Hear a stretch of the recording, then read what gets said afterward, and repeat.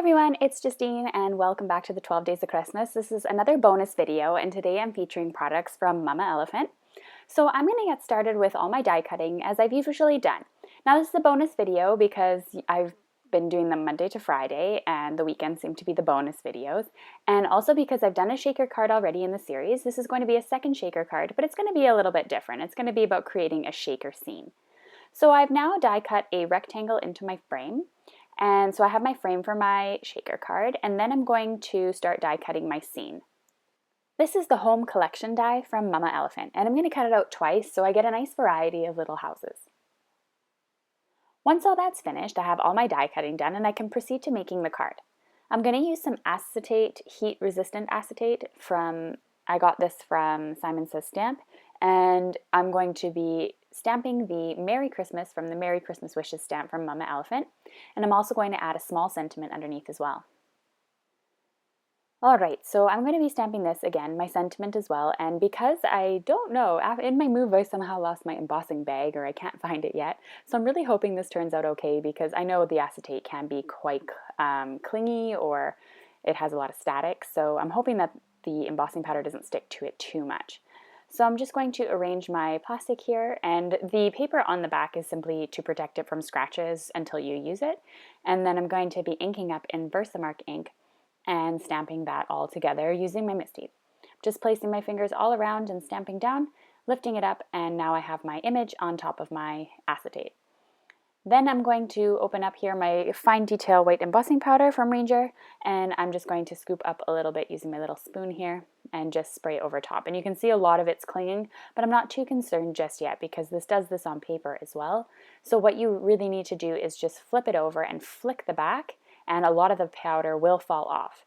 So I did need to use a little bit of a brush to clean up some areas, but overall it wasn't too bad.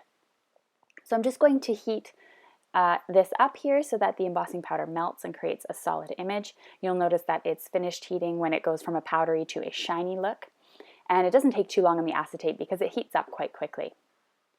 Now I'm going to take my frame, and I've got some patterned paper on a card base already.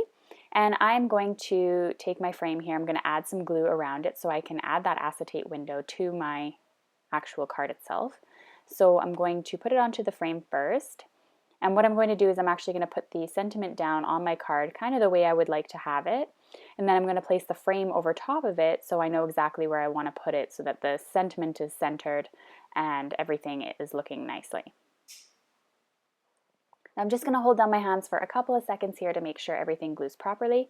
And then I'm going to add some 3D foam tape to make a frame around the card. Now this adhesive from Simon Says Stamp is a perfect size for this frame, which is really nice. It fits exactly perfectly on there, so it makes it really easy to lay down the shaker tape. Now that I have all that settled, I need to go and make my actual scene. So I'm going to take all of these home collection dies from Mama Elephant and I'm going to arrange them onto my card. I'm just going to speed you up for this process because it really is just me adding the little houses and doing nothing special but gluing. And you can see I've arranged them in different ways, and I thought about adding the trees, but I decided against that. So I'm grabbing some various beads from Simon Says Stamp. Now I want these all to match my background paper, so I'm going to stick to silvers and whites because this purple is a very distinct purple. It's hard to find things that match. So I'm going to add some white and clear beads from Simon Says Stamp bead collection. And then I am going to be adding just various sequins that I have in my collection. So I have these snowflake and silver sequins. I believe they're from Stampin' Up, but I'm not too sure. And then I'm also going to be adding other sequins that, again, are clear that are in my collection. So I added quite a few. This is a really big shaker card, and I do like to add a lot of pizzazz to my shaker cards and a lot of detail in my actual embellishments on the inside. So I'm adding some clear droplets from Pretty Pink Posh, as well as some iridescent stars.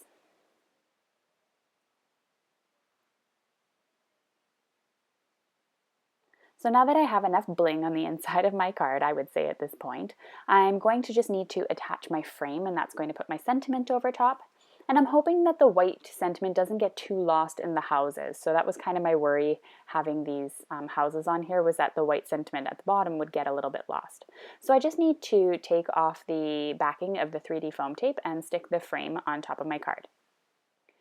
So I'm not going to make you watch me peel off all the tape, and I'll just stick that onto my card base, and then all I really need to do is just fold up my card base and it's ready to go.